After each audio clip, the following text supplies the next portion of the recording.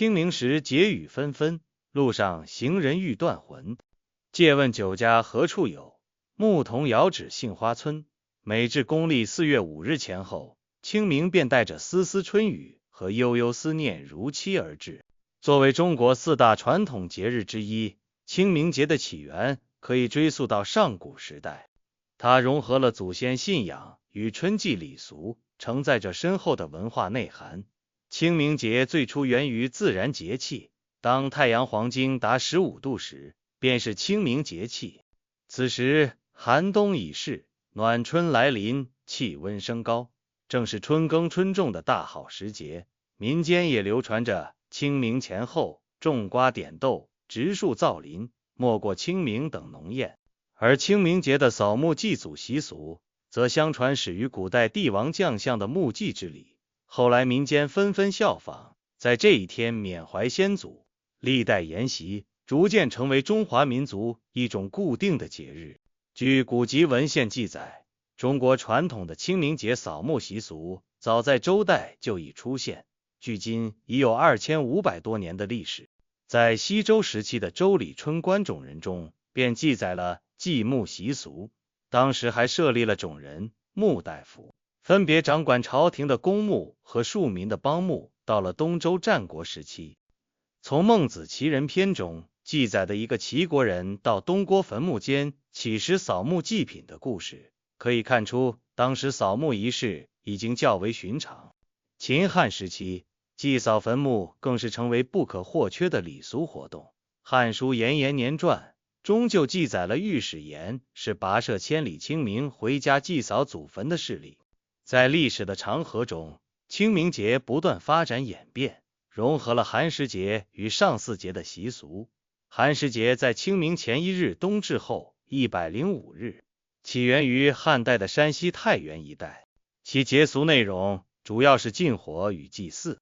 唐代时，由于李唐统治者与山西的密切关系，寒食节被推广到全国，盛极一时。后来，寒食节的禁火、祭祀等习俗逐渐被整合进清明节。上巳节则是一个非常古老的节日，时间在阴历3月的第一个巳日，魏晋以后固定在3月3日。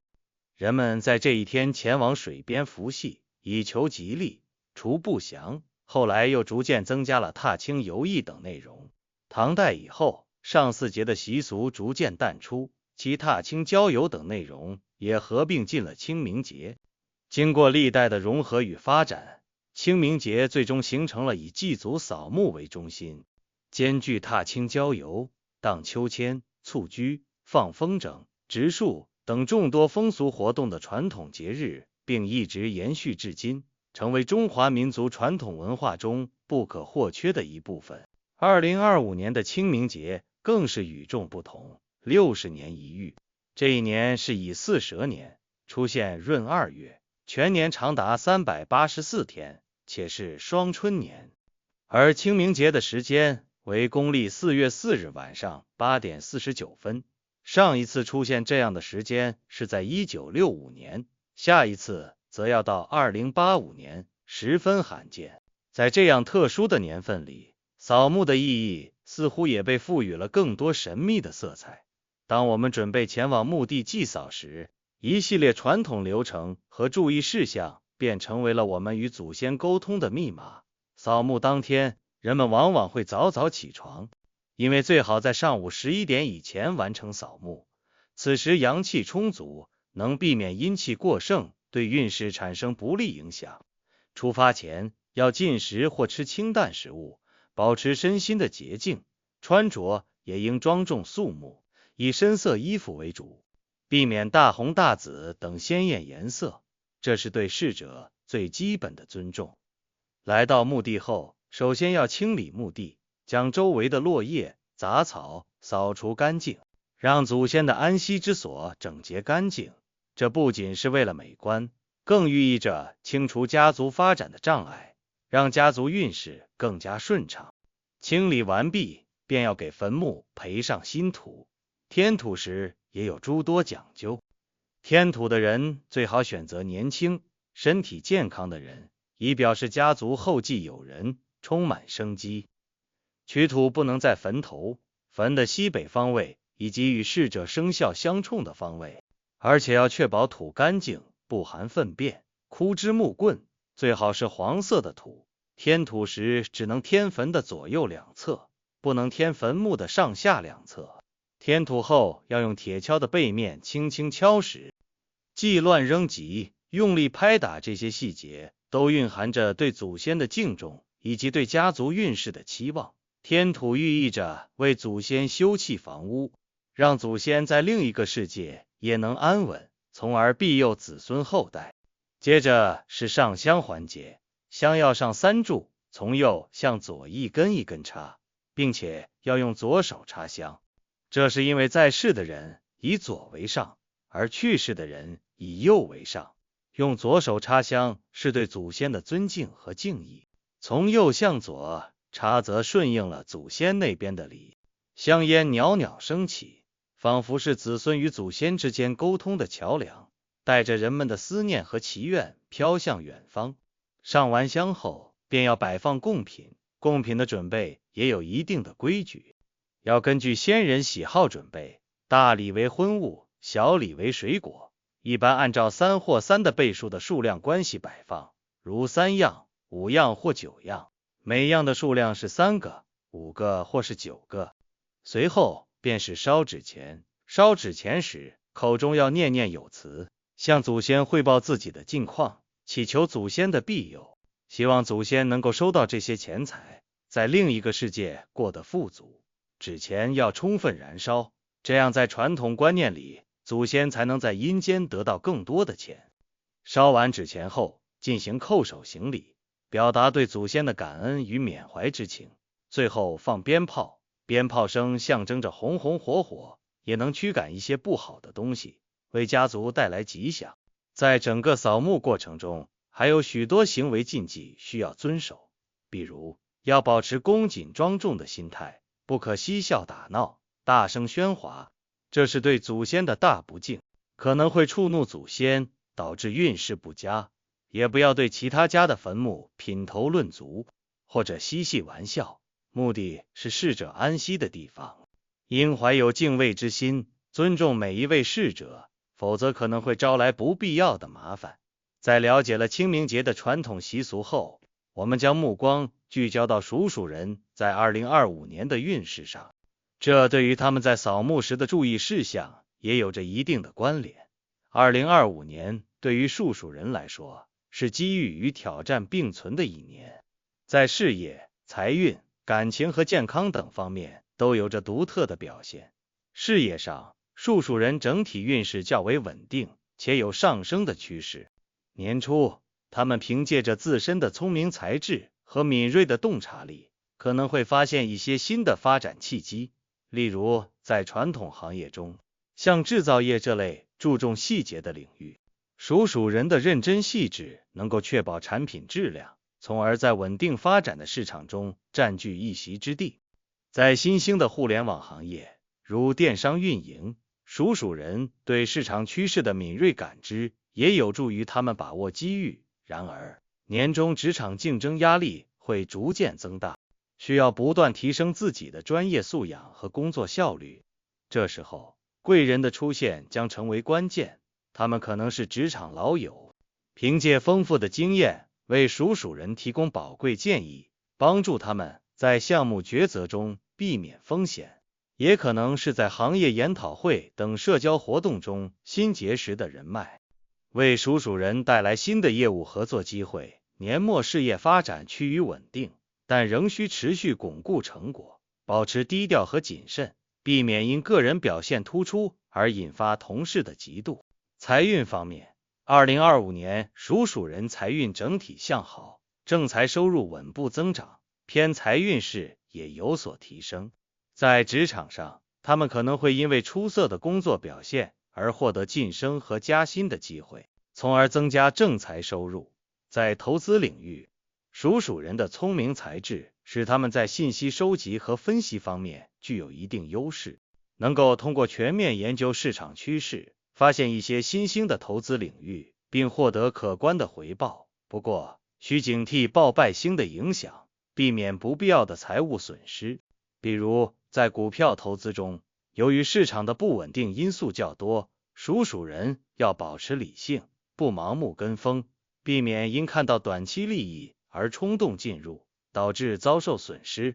在房地产投资方面，要充分考虑区域的房价走势、人口流动等因素，谨慎购买，以免面临房产贬值或者难以出租的情况。此外，在人际财运方面，属人有机会结识对自己财运有帮助的新朋友，但也可能因过于敏感而引发人际矛盾，影响财运，所以要善于处理人际关系，保持积极乐观的态度。感情上，属人在2025年感情运势较为稳定，单身者迎来了脱单的好时机，尤其是在春夏季节，个人魅力与社交能力大幅提升，在工作与社交活动中会吸引众多异性目光，有较多机会通过朋友介绍或社交活动结识潜在爱情对象。4月新年伊始，桃花运见长，紫微星入命，单身者可能在工作或社交中吸引异性目光。5到6月，春夏是属人桃花运的黄金时期，属人仿佛自带光环，成为众人焦点，恋爱机会众多，已婚者感情和谐，家庭和睦，但需注意沟通方式，避免因琐事产生矛盾。然而，部分属人由于工作繁忙，可能会忽略伴侣的感受，导致感情出现危机，所以要多花时间陪伴伴侣，增进彼此的感情。在特殊的节日或纪念日里，为伴侣准备一些浪漫的惊喜，共同参与感兴趣的活动，加深双方的情感纽带。健康方面，2025年属人整体健康状况良好，但仍需注意一些潜在的风险。由于天恶星的出现，外出时容易遇到小意外，如旅行、探亲访友时可能会遭遇不愉快的事件，如丢失钱包或行李、与人发生争执、车辆刮擦等，这些都可能影响心情，甚至对身体健康造成潜在影响。因此，出行前要做好充分准备，包括检查身体状况和提前规划行程，避免前往人少的位置游玩。同时，属人容易出现肠胃方面的问题，要调整自身的饮食结构，少吃油腻辛辣的食物，最好以清淡健康为主。还要注意因压力引起的睡眠障碍等问题，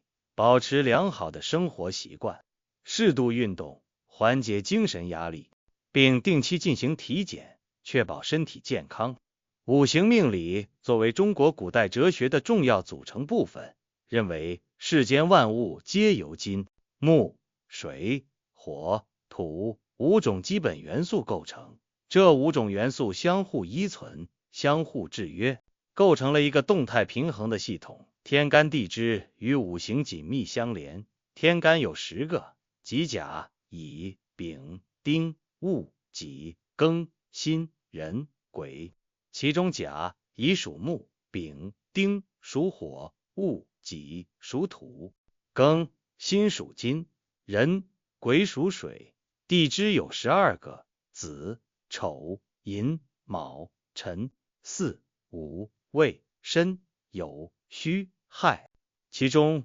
寅、卯属木，巳、午属火，申、酉属金，亥、子属水，辰、戌、丑、未属土。五行之间存在相生相克的关系，相生关系为金生水，水生木，木生火，火生土，土生金；相克关系为金克木，木克土，土克水，水克火，火克金。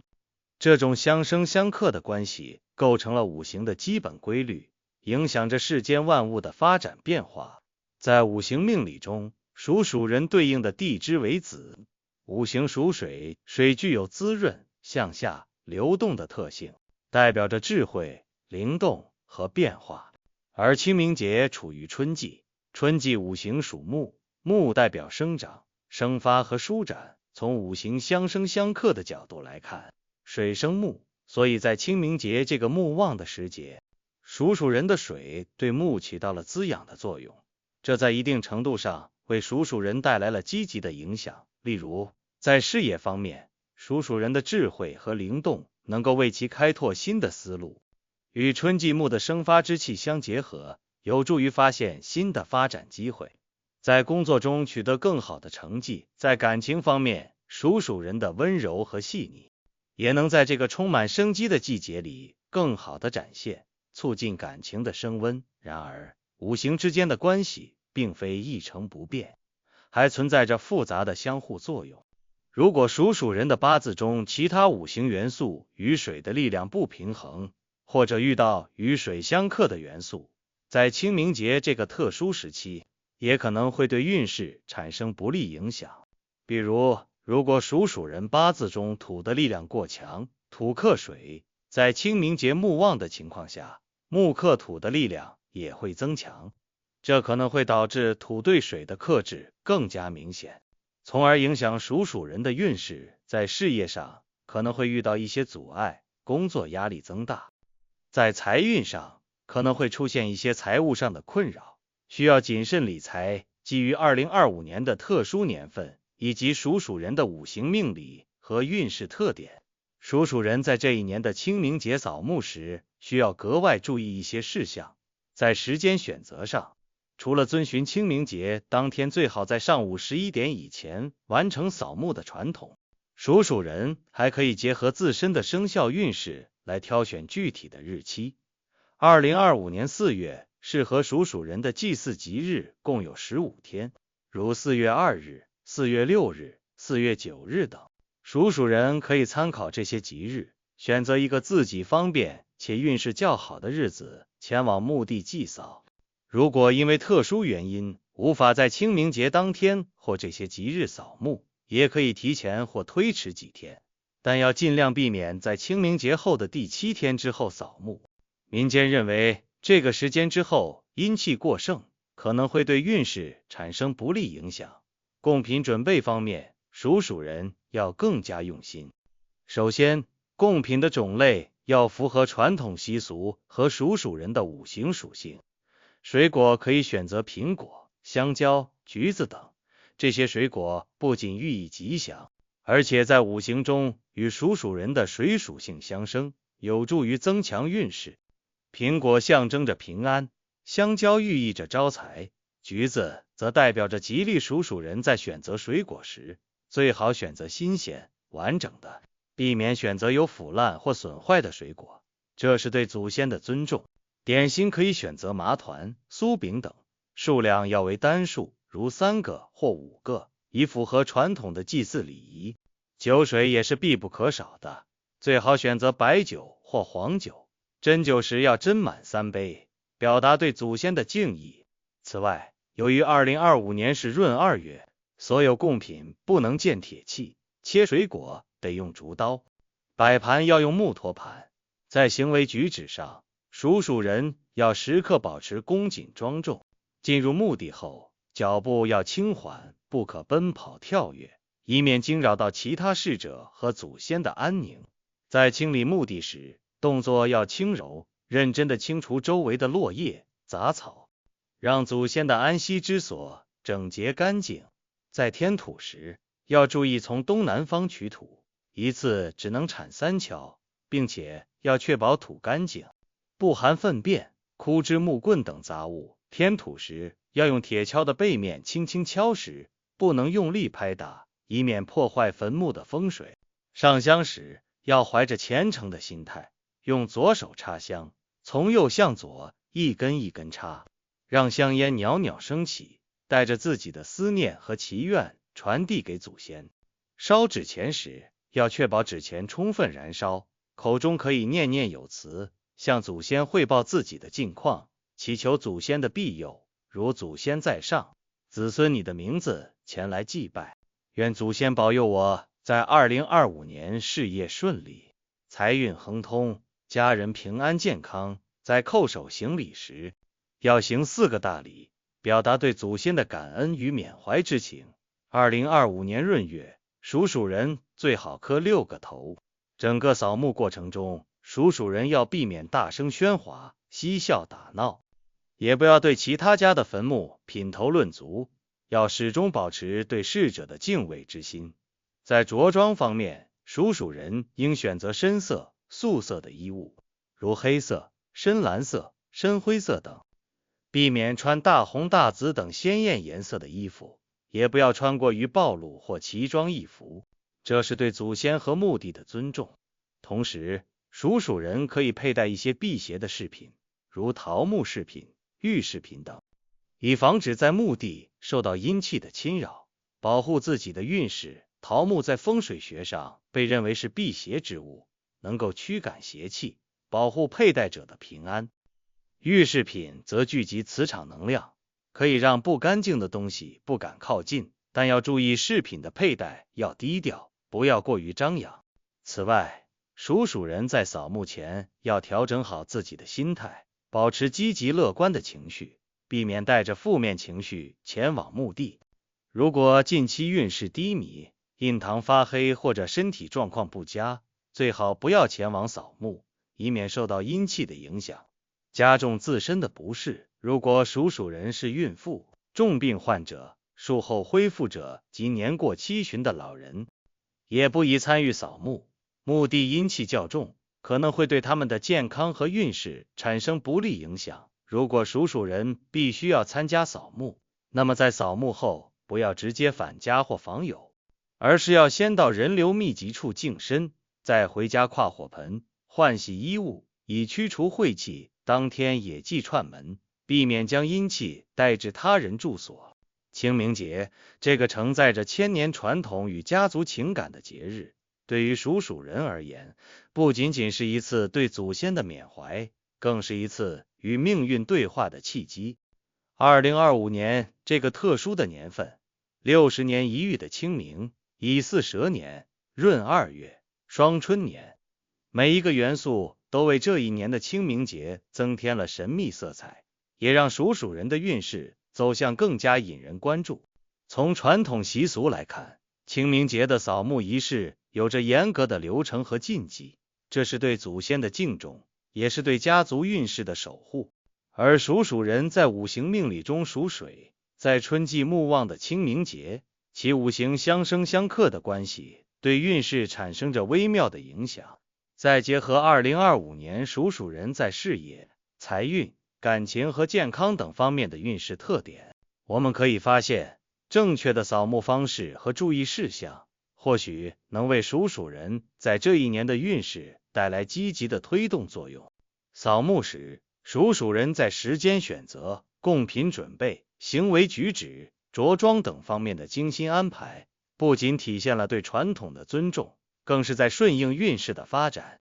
避免负面因素的影响，积极与祖先沟通，祈求庇佑，这些都有可能为属鼠人在事业上带来更多的机遇，在财运上保持稳定增长，在感情上收获和谐美满，在健康上远离疾病困扰。因此，属鼠人一定要重视2025年清明节的扫墓活动，遵循传统，注意细节，以一颗虔诚的心去缅怀祖先，去感受家族的力量。相信通过正确的扫墓方式，属鼠人能够在这一年顺应运势，化解潜在的危机，迎接美好的未来。希望每一位属鼠的朋友都能在2025年清明节的扫墓中